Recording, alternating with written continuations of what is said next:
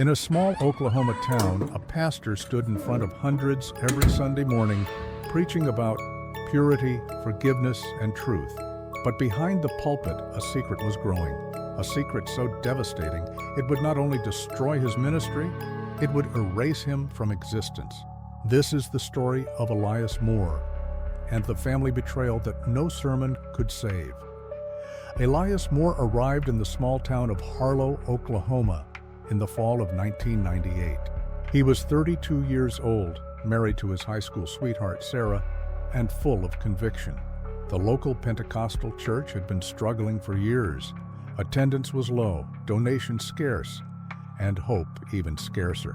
The building itself was falling apart, paint peeling off the walls, pews half empty on Sunday mornings. The previous pastor had left without explanation, and the congregation was beginning to wonder if God had abandoned them too. But Elias believed he had been called, not just to preach but to rebuild. And for 2 decades, that's exactly what he did.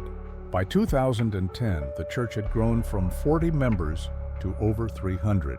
Families drove from neighboring towns just to hear him preach. His sermons were passionate, direct, uncompromising. He spoke about discipline, accountability, and moral clarity. He said the truth would always surface, no matter how deep you buried it. People trusted him. They confessed their sins to him.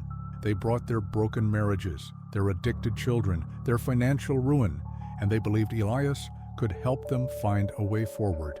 He became more than a pastor. He was a counselor, a mediator, a father figure. He officiated weddings, baptized newborns, sat with the dying in hospital rooms.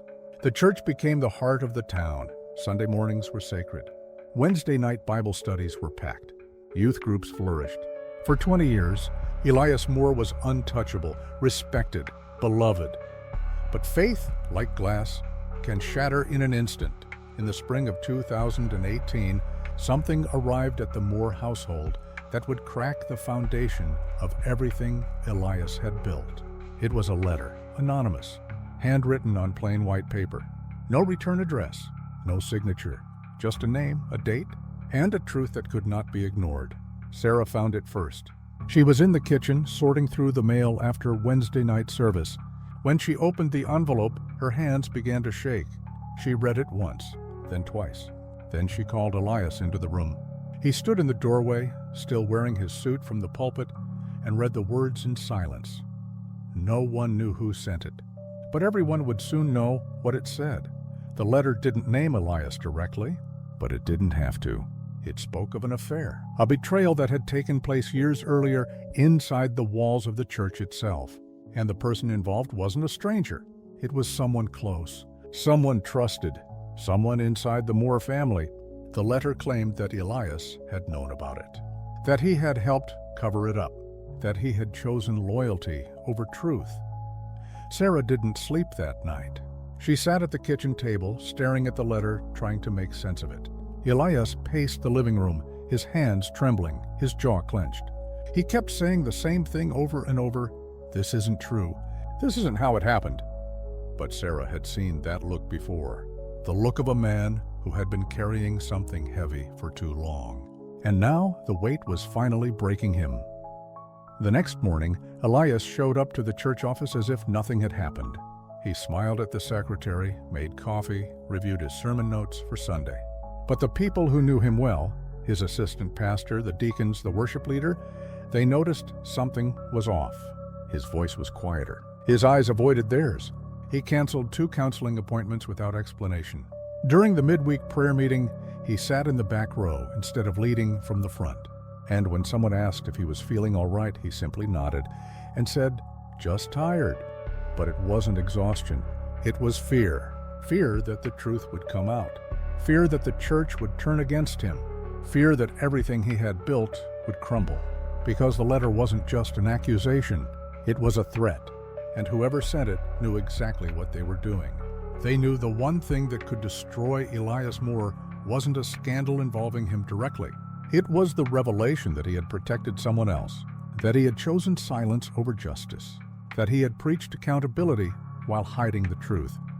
By the end of the week, rumors had already started circulating.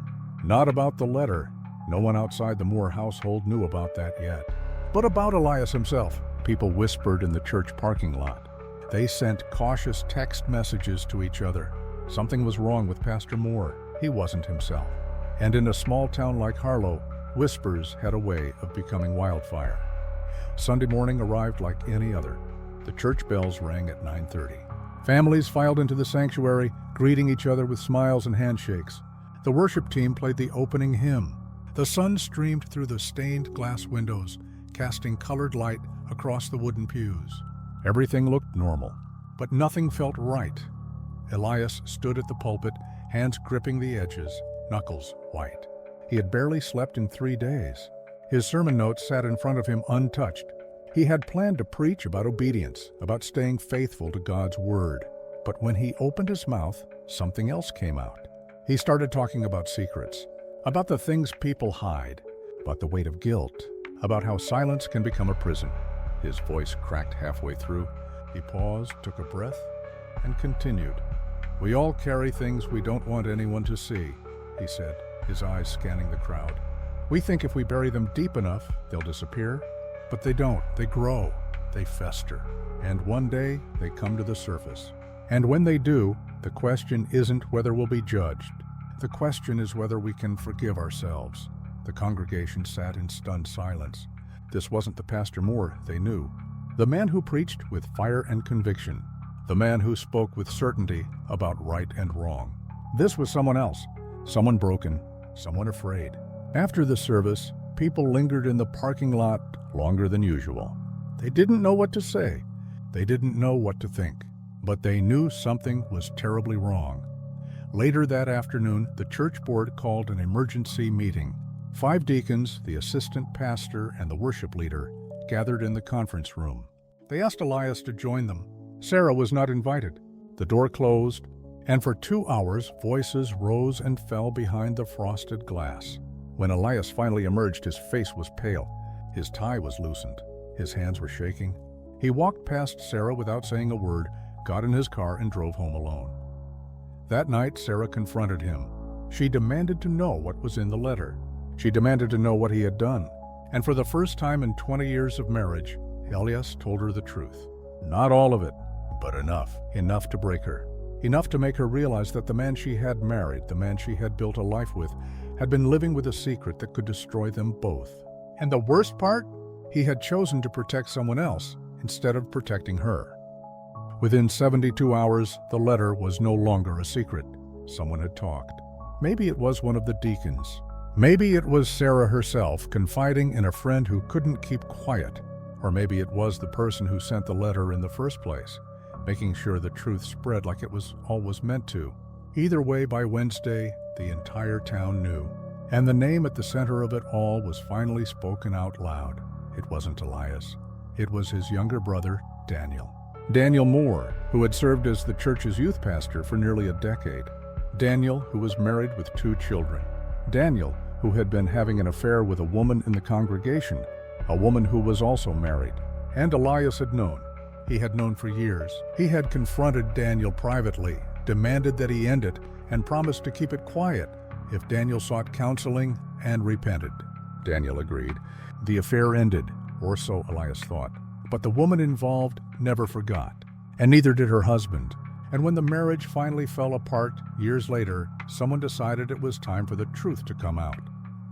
The church split down the middle. Some members believed Elias had done the right thing by handling it privately, by giving his brother a chance to repent and rebuild. Others believed he had betrayed his own principles, that he had covered up sin to protect his family name, that he had failed the woman and her husband by staying silent. Shouting matches erupted in the parking lot after services. Families stopped speaking to each other. Elias received anonymous phone calls at night, some threatening, some pleading, some simply asking, "Why?" Sarah stopped going to church. She couldn't bear the stares, the whispers, the pity. She stayed home, locked the doors, and refused to answer the phone. Elias, meanwhile, kept showing up. He led services even as half the congregation walked out. He preached to empty rows. He tried to explain, to justify, to defend himself. But his voice grew weaker every week. His hands shook when he held the microphone. He forgot names. He lost his train of thought mid-sentence. He repeated himself. People began to wonder if he was having a breakdown, and they were right.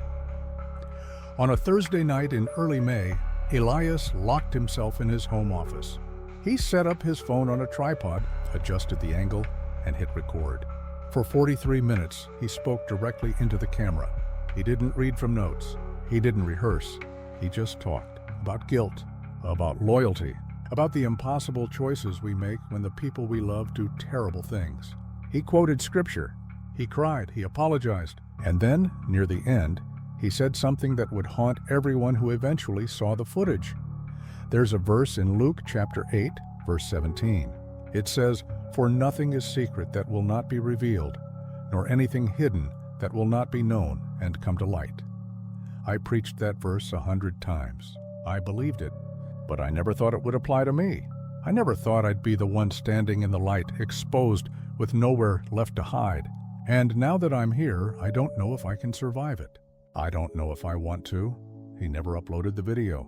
He saved it to his computer, titled it Final Message, and shut down the camera. Sarah found the file 3 weeks later, after he was already gone.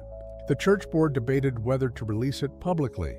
They decided against it, but a copy leaked anyway, and within days, it had been viewed thousands of times.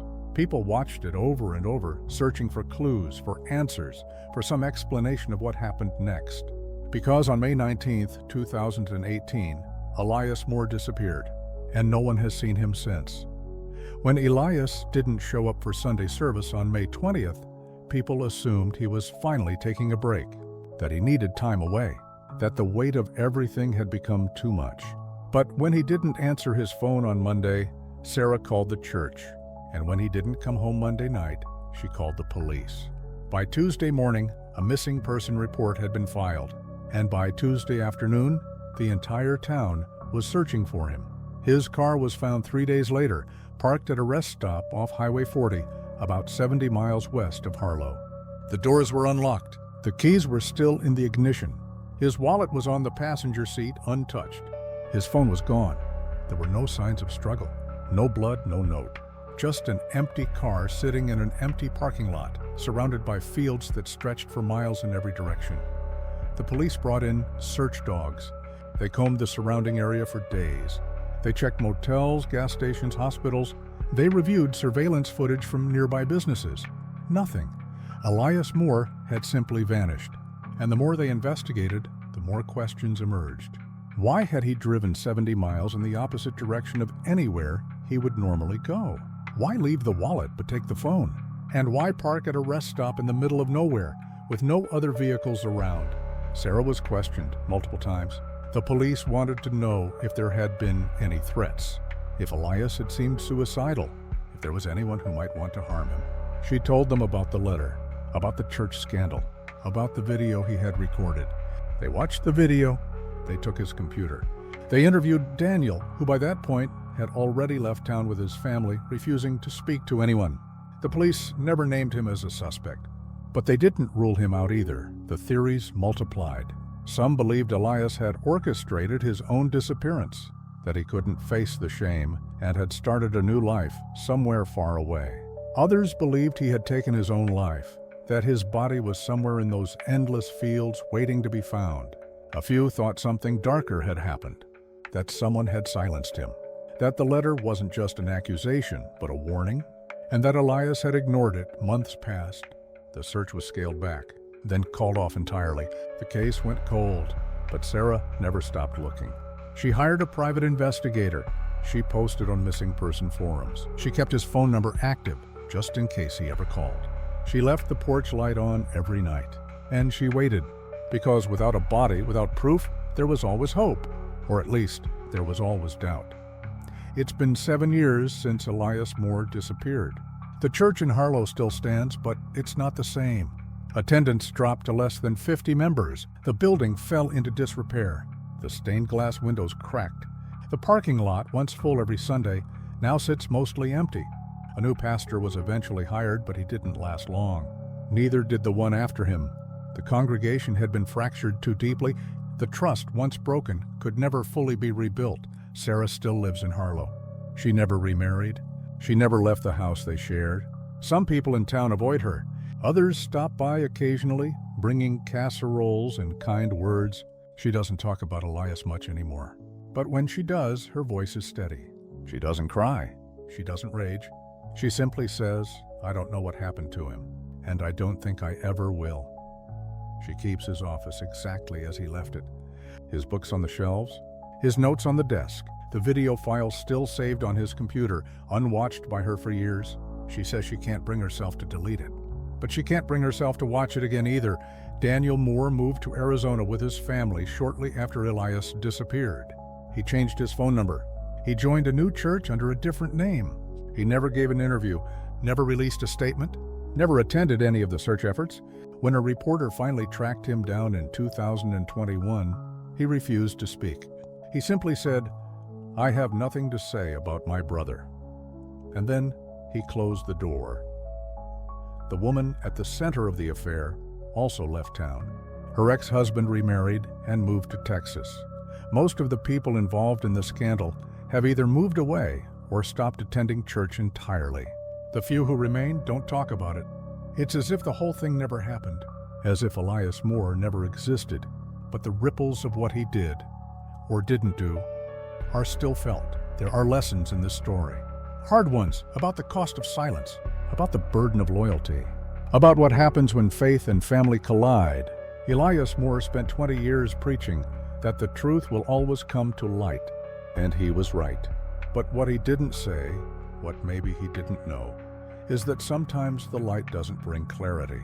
Sometimes it only brings more questions, more pain, more loss. So what really happened to Elias Moore? Did he walk into those fields and never come back? Did he plan his escape, leaving behind a life he could no longer bear? Or did someone make sure he would never speak again? We may never know. But what we do know is this: a man who spent his life trying to save others couldn't save himself. And a community that looked to him for guidance was left with nothing but silence. If you're watching this and you know something, anything, about what happened to Elias Moore, please come forward. Sarah is still waiting. The case is still open. And somewhere, whether in this world or the next, a man who once preached about truth deserves to have his own story told. If this story moved you, please share it. Someone out there might know something.